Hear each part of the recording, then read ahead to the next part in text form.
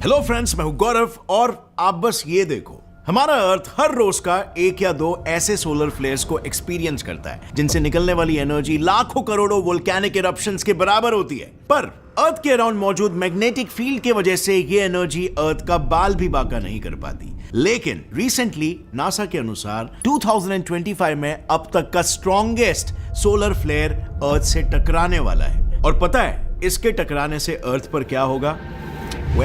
NASA के हिसाब से शुरू हो जाएगा तबाही का एक मंजर। सभी जगह सिर्फ आग की लपटें फैली होंगी और पृथ्वी एक बार फिर से आग का तपतपाता गोला बन जाएगा। ये सोलर फ्लेयर इतना स्ट्रॉन्ग होगा कि उससे निकलने वाली energy billions of nuclear bombs फटने के बाद जितनी एनर्जी फॉर्म होती है उतनी होगी और उस वक्त मैग्नेटिक फील्ड हमें बचा नहीं पाएगी। So that means soon the sun is going to destroy the अर्थ।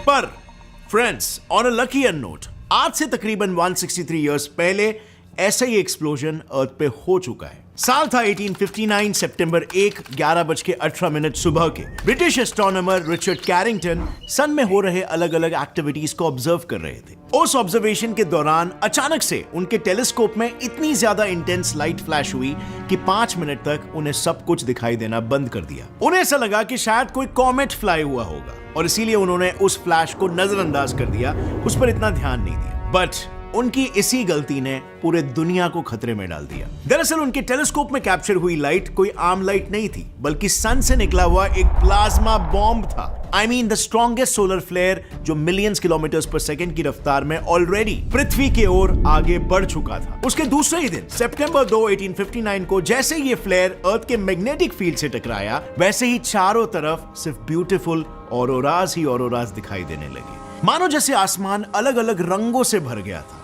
लेकिन ये ब्यूटीफुल से दिखने वाले ऑरोराज तूफान के पहले की शांति की तरह थे। उनकी ब्राइटनेस इतनी ज्यादा थी कि रात में ही दिन जैसा नजारा हो गया था। यहां तक कि अमेरिका के गोल्ड माइनर्स ने तो उस रात को दिन समझकर माइनिंग की शुरुआत तक कर दी थी। और फिर धीरे धीरे जैसे ही सोलर फ्लेयर में मौजूद चार्ज पार्टिकल्स अर्थ के अपर एटमॉस्फेयर में एंटर हुए, वैसे ही सभी इलेक्ट्रिकल अप्लायंसेस ने, जगह जगह लगे लाइट पोल्स ने, इलेक्ट्रिक ट्रांसफॉर्मर्स ने और टावर्स ने आग पकड़ना शुरू कर दिया। सभी कंपनीज और टेलीग्राफ सिस्टम्स बंद पड़ गए। इलेक्ट्रिकल डिवाइसेस में अचानक फ्लो हो रहे हाई वोल्टेज करंट की वजह से लोगों को भारी मात्रा में भयंकर शॉक्स लगने लगे, जिसकी वजह से हजारों लोगों की जानें चली गई। हॉस्पिटल्स में इलेक्ट्रिसिटी ना होने के कारण 30,000 से भी ज्यादा लोगों की जान चली गई। इनफैक्ट कुछ समय बीतने के बाद करंट फ्लो इतना ज्यादा हो गया था कि बहुत सी जगहों पर तो इलेक्ट्रिकल अप्लायंसेस प्लग्ड इन ना होने के बावजूद भी बिना इलेक्ट्रिसिटी के अपने आप काम करने लग रहे थे। और धीरे धीरे इस तरीके से डिस्ट्रक्शन बढ़ते गया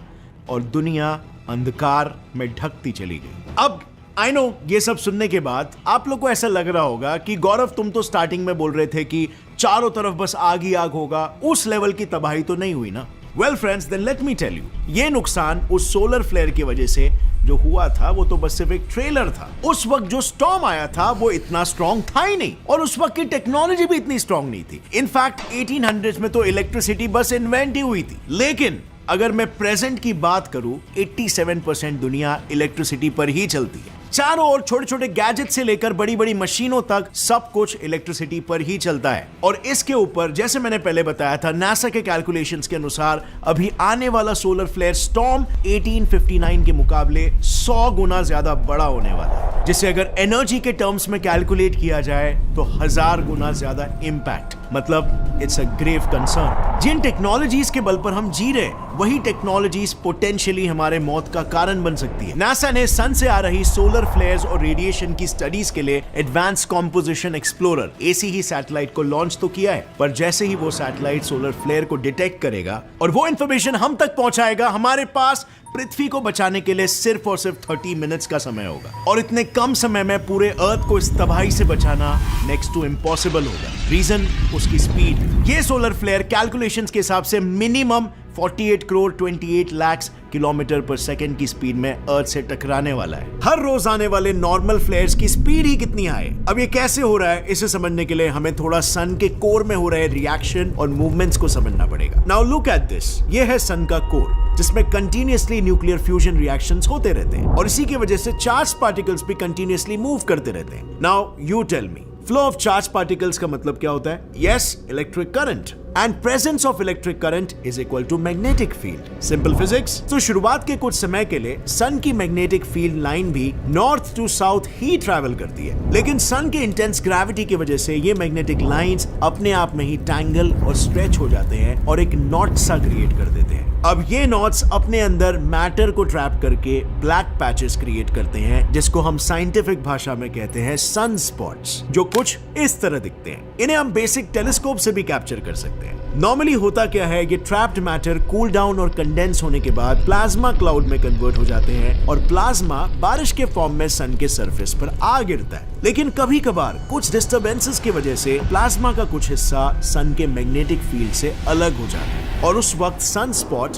किसी बंदूक से छोड़ी गई बुलेट की तरह मैग्नेटाइज प्लाज्मा क्लाउड को लाइट के स्पीड से सोलर सिस्टम में फायर करता है। और ये तभी होता है जब सन की मैग्नेटिक फील्ड हर 11 साल के बाद खुद को रीऑर्गेनाइज करती है और अपनी पोलैरिटी को चेंज करती है। दैट मींस हर 11 साल में ये सोलर फ्लेयर सोलर सिस्टम में फेंके जाते हैं। पर क्योंकि सोलर सिस्टम में अर्थ इकलौता ऐसा हैबिटेबल प्लैनेट है और इसीलिए हम पर उसका ज्यादा इंपैक्ट दिखाई देता है। पिछले बार ये फ्लेयर्स टकराए थे साल 2014 में और अब 11 साल बाद ये फ्लेयर्स फिर से एक बार 2025 में टकराने वाले हैं। और अब अगर ये सोलर फ्लेयर अर्थ से टकराए तो यहाँ पर हमें सीरियस लॉस हो सकता है, and I am even talking about mass extinction. क्योंकि जैसे ये फ्लेयर अर्थ की तरफ आगे बढ़ेगा, सबसे पहले इसका सामना होगा अर्थ की मैग्नेटिक फील्ड से। साथ ही स्टॉर्म में फ्लेयर में मौजूद चार्ज पार्टिकल्स अर्थ के अराउंड ऑर्बिट कर रहे सैटेलाइट से हाई स्पीड से टकराकर सभी सैटेलाइट्स को डैमेज कर देंगे, जिसकी वजह से अर्थ पर मानो सैटेलाइट्स की बारिश होने लगेगी। यू सी, नॉर्मली सैटेलाइट का एक छोटा सा टुकड़ा भी अगर अर्थ पर गिर जाता है तो उससे निकली हुई एनर्जी महाराष्ट्र, गुजरात और राजस्थान को एक साथ नष्ट कर सकती है। इतनी काबिल होती है। यहाँ तो मैं पूरे 5,500 सैटेलाइट और साथ ही मिलियंस ऑफ डिब्रीज जो अर्थ के अराउंड ऑर्बिट कर रहे हैं उसकी बात कर रहा हूँ। मतलब लिटरली उल्का पिंडों की बारिश हो सकती है। अब इसका अंजाम तो आप समझ ही सकते हो। चलो मान भी लेते हैं कि हम इससे बच गए या फिर हमने इसे किसी तरीके से अवॉइड कर लिया, तो इस जियोमैग्नेटिक स्टॉर्म में फॉर्म हुआ हाई वोल्टेज करंट सभी छोटे से बड़े इलेक्ट्रिकल अप्लायंसेस को जला के रख देगा। अब अगर ट्रांसमिशन टावर नहीं, यानी ये तो ऑब्वियस है कि इलेक्ट्रिसिटी आउटेज हो जाएगा और इस इलेक्ट्रिसिटी आउटेज का सबसे पहला इंपैक्ट पड़ेगा पब्लिक ट्रांसपोर्टेशन और लिफ्ट्स पर। ट्रांसपोर्टेशन पूरी तरीके से बंद हो जाएगा। इनफैक्ट हर रोज 325 मिलियन लोग ट्रैवल करते हैं और ये सारा ट्रैवलिंग और ट्रांसपोर्टेशन थम सा जाएगा। इमेजिन करो कितनी इमरजेंसी सर्विसेज इफेक्ट हो जाएगी। And not to forget a very silly scenario, but लोग लिफ्ट्स में ही ट्रैप हो सकते हैं और सफोकेशन से मर भी सकते हैं। अब मे भी ये सुनने के बाद आपके दिमाग में ऐसा ख्याल आ रहा हो कि हमारे पास तो प्राइवेट व्हीकल्स है। वेल फ्रेंड्स, जी हाँ, हम सभी के पास प्राइवेट व्हीकल्स है, लेकिन आप चाह कर भी ट्रैवल नहीं करना चाहोगे, ऐसी हालत हो जाएगी। हर जगह के ट्रैफिक सिग्नल्स बंद हो जाएंगे, जिसकी वजह से सभी जगह पर पैनिक्स, हैवक्स और एक्सीडेंट्स को कंट्रोल कर पाना मुश्किल हो जाएगा। और इन एक्सीडेंटल केसेस को रिलीफ पहुंचाने के लिए इमरजेंसी सर्विसेज ही अवेलेबल नहीं होगी। हॉस्पिटल्स में इलेक्ट्रिसिटी तक नहीं होगा और जो भी लोग हॉस्पिटल्स में पहले से ही भर्ती होंगे, जो वेंटिलेटर्स में होंगे, वो सब भी सरवाइव नहीं कर पाएंगे। द नॉर्दर्न ग्रिड, जो कि एक highest voltage electricity transmission network है जो 7 स्टेट्स को इलेक्ट्रिसिटी प्रोवाइड करता है, वो जब 13 से 14 घंटों के लिए बंद पड़ गया था, तब हॉस्पिटल्स के 12.2% पेशेंट्स की इमीडिएट डेथ हो गई थी। पर 2025 का आउटेज तो पूरे 1 महीने से भी ज्यादा वक्त ले सकता है और इससे सबसे ज्यादा लॉस होगा ओवरऑल वर्ल्ड के जीडीपी को भी। दुनिया में हर काम के लिए इलेक्ट्रिसिटी यूज की जाती है। अब अगर मैं सिर्फ टॉप 5 कंट्रीज की बात करूं तो आज के तारीख में उन कंट्रीज का टोटल जीडीपी है 48 करोड़। पर ये तो सिर्फ 5 कंट्रीज की बात हो रही है, मतलब सोचो पूरे जीडीपी में कितना लॉस होगा। But let me also remind you this, loss तो हम तब फेस करेंगे जब जिंदा बचेंगे, क्योंकि साइमल्टेनियसली ये सन से आ रहे इन रेडिएशन का असर पृथ्वी के जीव जंतुओं पर भी दिखने लगेगा। इन रेडिएशंस की वजह से स्किन कैंसर जैसी बीमारियां होने लगेंगी, पर साथ ही में इम्यून सिस्टम भी खराब होने लगेगा। अब अगर इम्यून सिस्टम वीक होने लग गया, यानी ह्यूमन बॉडी बैक्टीरियाज और वायरसेस का घर बनने लगेगी, ज्यादा प्रोन हो जाएगी, जो एक एक करके लोगों को बीमारियों के चपेट में लाएंगे। And once again, no emergency services available, so it can turn into a big catastrophic event. But wait a minute, क्या सच में ऐसा होगा? क्योंकि इतिहास में हुए ऐसे ही इनफैक्ट इतने ही स्ट्रॉन्ग इवेंट ने तबाही के बजाय अर्थ के कई सारे राज पर से पर्दा हटाया था। 774 सी में हुए सोलर फ्लेयर एक्सप्लोजन की वजह से एटमॉस्फेयर में कार्बन 14 की मात्रा अचानक से बढ़ गई थी। एक्चुअली होता यह है कि कॉस्मिक रेज अर्थ के एटमॉस्फेयर में मौजूद स्टॉर्म्स के न्यूट्रॉन्स को अलग कर देते हैं और फिर ये न्यूट्रॉन्स नाइट्रोजन एटम्स के साथ कंबाइन होकर कार्बन 14 में कन्वर्ट हो जाते हैं। उसके बाद ये एटम्स ऑक्सीजन के साथ कंबाइन होकर कार्बन डाइऑक्साइड प्रोड्यूस करते हैं और यही कार्बन डाइऑक्साइड को एब्जॉर्ब करके प्लांट्स फोटोसिंथेसिस कर पाते हैं। साइंटिस्टों का यह तक कहना है कि अगर कार्बन 14 की मात्रा नहीं बढ़ती तो प्लांट्स, उन पर जिंदा रहने वाले माइक्रो ऑर्गेनिजम्स, ह्यूमंस, एनिमल्स और सी क्रीचर्स कभी भी इवॉल्व ही नहीं होते। यानी कि इससे हम ये भी कह सकते हैं कि सोलर फ्लेयर्स हमें अर्थ के एवोल्यूशन में मदद करते आए।